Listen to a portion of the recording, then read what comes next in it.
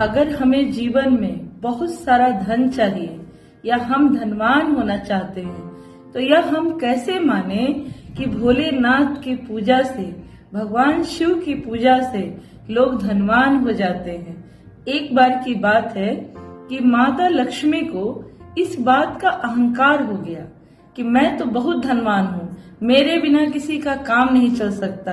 आपने माता लक्ष्मी का आरती में पढ़ा है कि तुम बिन यज्ञ न होवे, वस्त्र न कोई पाता, खान पान का वैभव सब तुमसे आता।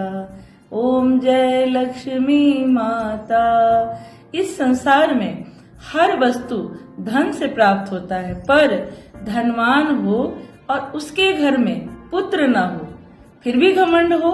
तो लक्ष्मी जी को इतना घमंड हो गया कि वो नारायण से कहने लगी कि प्रभु, मैं इस संसार की सबसे धनवान हूँ और मेरे धन से ही पूरे संसार में सब कुछ होता है, मेरे बिना कुछ भी नहीं हो सकता है। तो भगवान नारायण कहते हैं कि तुम्हारे पास धन जरूर है, तुम घर घर में अपने यज्ञ को, पूजा पाठ को स्थापित अवश्य कर सकती हो, पर तुम सधवा नारी नहीं हो। सधवा नारी का मतलब यह है कि जो नारी संतान नहीं उत्पन्न कर सकती, जिनका अपना संतान नहीं हो सकता, वह धनवान होते भी गरीब है।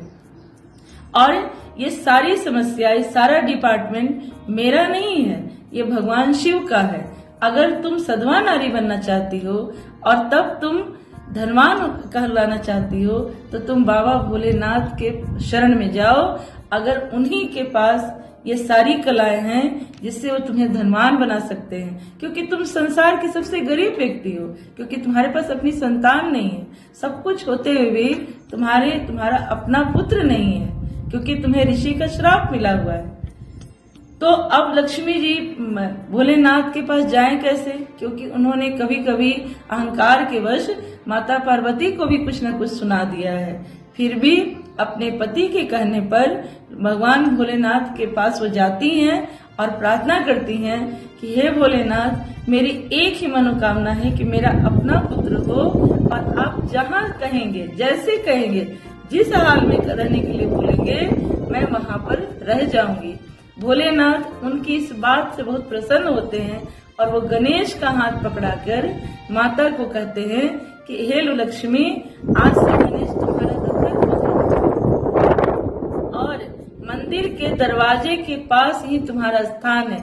जो भी इस दरवाजे पर आएगा और दिया लगाएगा, पूजा करेगा, जल चढ़ाएगा, उसको मैं धनवान बनाए बिना नहीं छोड़ूंगा। या तुम्हें उन्हें धनवान बनाना है, क्योंकि तुम दरवाजे पर बैठी रहती हो।